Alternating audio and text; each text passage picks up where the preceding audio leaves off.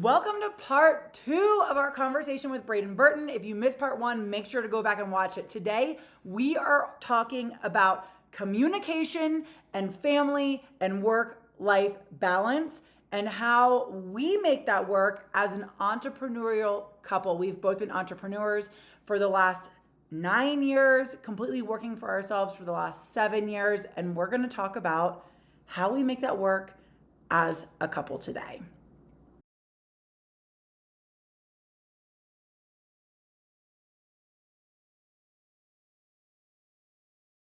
Welcome, Braden Burton, to episode 2. So we established in episode 1, everybody heard your story about how you've grown these multiple businesses. I do online business coaching and help women create courses and signature programs. You have your real estate ventures. We own Wheelies and Waves together. We have a lot going on in our everyday life. And I just wanted to talk to you today a little bit about what that looks like, because I don't know if you, maybe this is just like a woman question, but women ask me all the time, they're like, how is it working with your spouse?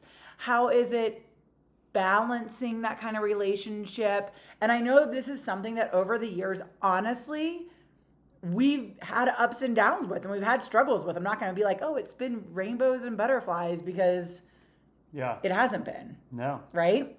So let's just jump into it. Wheelies and Waves, the business that we own together.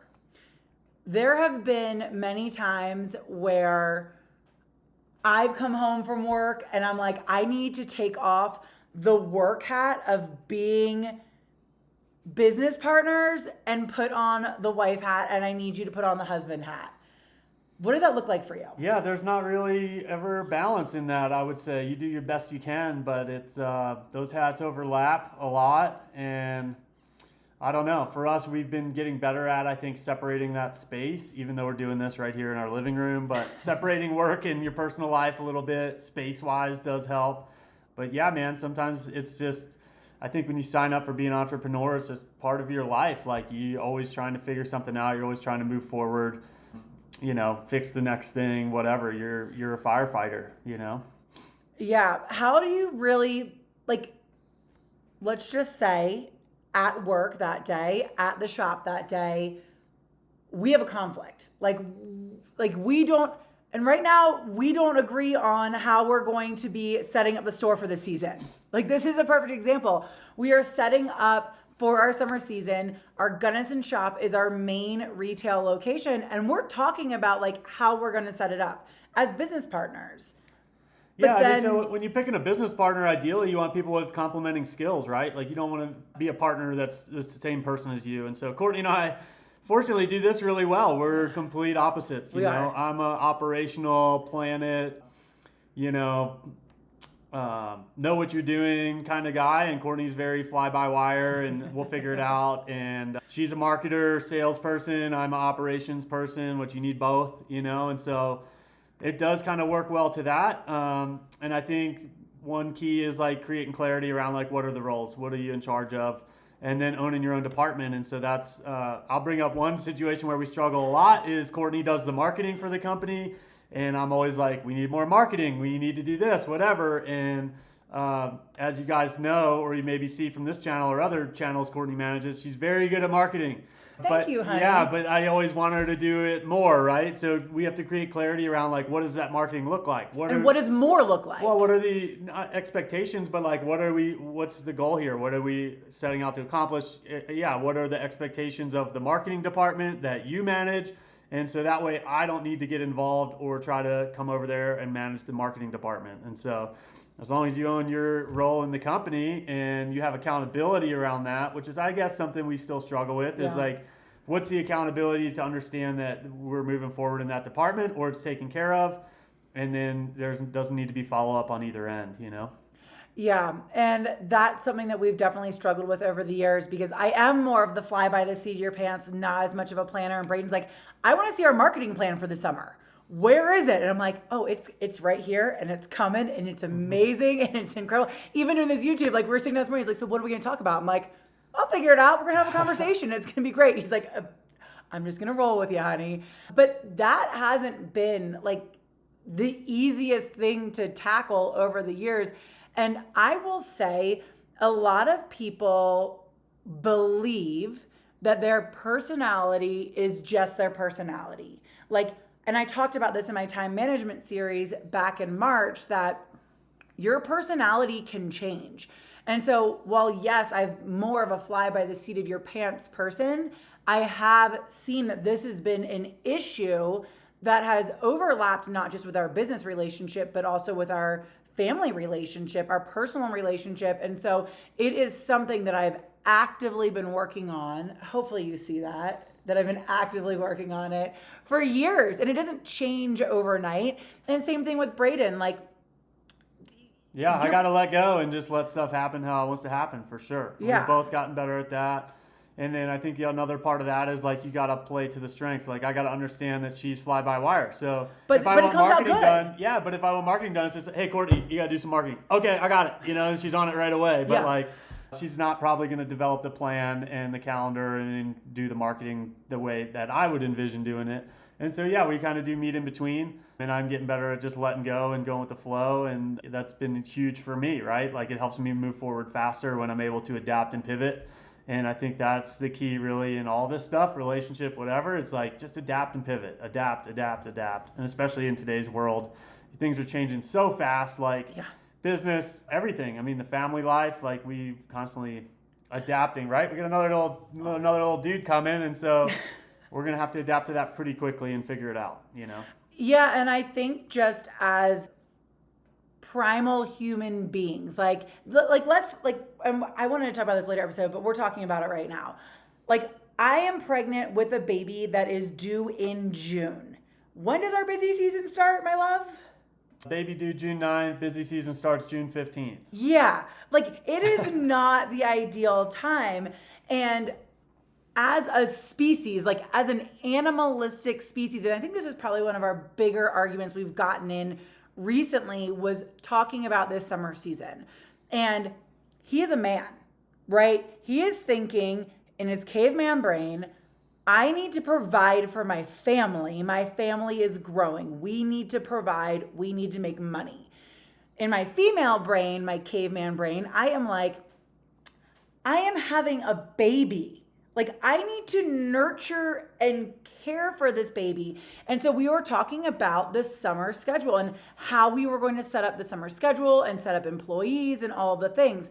And he's like, well, we're just going to have to suck it up and work, Courtney. Like, we're going to have to do it, because if not, our business, we're going to be spending more on payroll and making less money for our family, right? Like that instinct, that male instinct. And I am like, you have lost your damn mind. I am having a newborn baby. Like, I need to be nurturing this baby. And we were having this conversation about this. And I think, and we got into it a little bit about it. And we've come to meet in the middle. We have hired more people.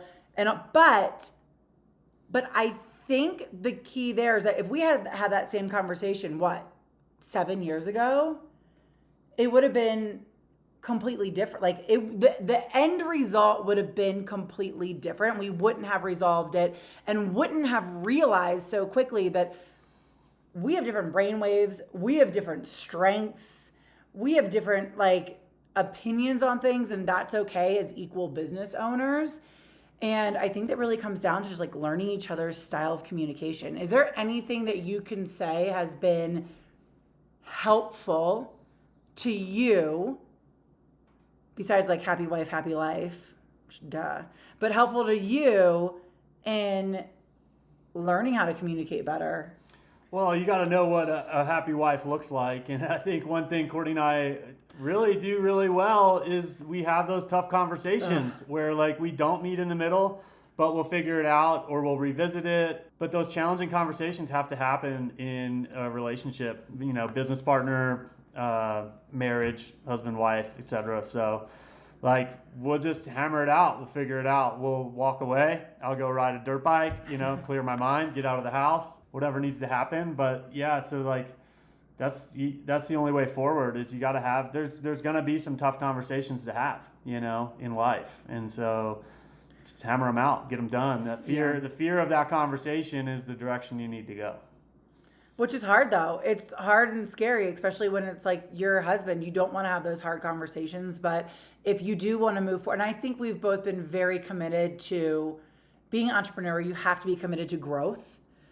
And so we've both been really committed to that growth mindset and realizing that like we're gonna have issues. We're gonna have discussions. Well, and you gotta at the same time, like, I gotta understand what a happy wife looks like. She has to understand what I need to be happy. Yeah. But at the same time, like, we gotta be able to make sure we meet in the middle and that our vision's aligned, you know? Because if she's like, hey, I'm just gonna stay at home mom and not work, and, you know, I have other thoughts for that, or like, I don't know, that was a bad example, I guess, but. Yeah, I'm like, me?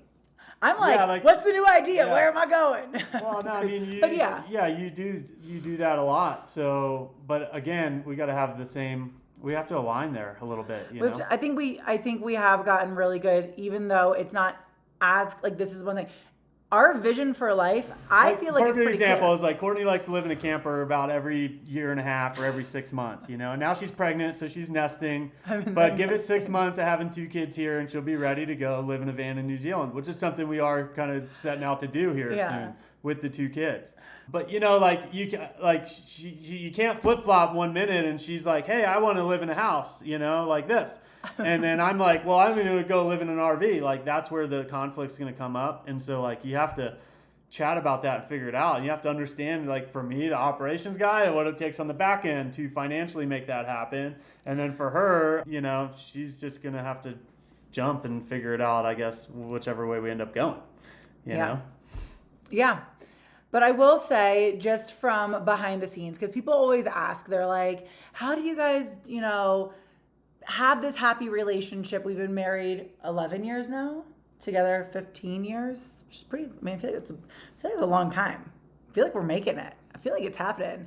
We own a business together. We own business separately. Money, like, I would say that money is one of the biggest struggles that couples have when it comes to relationships. And being an entrepreneur, like, our money isn't linear at all. We don't have those work 50 hours or 50 hours, 50 weeks a year jobs where we know exactly how much we're making. We don't. And that probably has been one of the hardest hurdles, especially for me. I'm just like, the universe is going to work out. Like, we're working hard. The universe has got us. And Braden's like, I'm the one doing Bitch, I'm the one doing the books back here. Like, I can tell you what the universe got for us, and it has a credit card bill, right? Like, what does that, like, how does that affect everything? I mean, it's hard. We have like ups and downs with it. Yeah, it's hard. I mean, that's, again, I think why success is important. You have to like create that space, I think. And we were talking about that this morning too, how it's spring for us, so it's definitely feeling broke season for me. Yeah. But we have some money in the bank. You know, we've created a little bit of pad and cushion there. And so I think that's kind of, unfortunately, that's tough when you're starting out or you want to start a new business. Like she said, that was our last $6,000 to start the paddleboard company. But you got to move really quickly to create stability there, right? So that financial pressure and stress does go away. And then you can focus on the bigger things or continue to think bigger and take the actions towards that and not be stuck in scarcity, you know? And I think Courtney and I both do that really well of, you know, we both think that there is enough for everyone in the world to go around as much as you want. You know, we're not limited at all by what we can do. And so we're always just thinking bigger and scaling up. But that scarcity does tend to sneak back in, especially in the spring season. We're spending a lot of money to ramp up our company. And so we just kind of, I would say, like for me, what I've been doing is taking more action around that. Like, so I applied for some business loans that we haven't applied for before. We typically use line of credit and credit cards to ramp up in the spring. So again, just like taking action towards where those pressure and stress points are is what gets rid of the pressure points and the really stress. Does. Right? Like create more money. And like for Courtney, that's her new business and selling courses, and she's creating revenue as well for the family here. And the real estate stuff tends to come a little slower.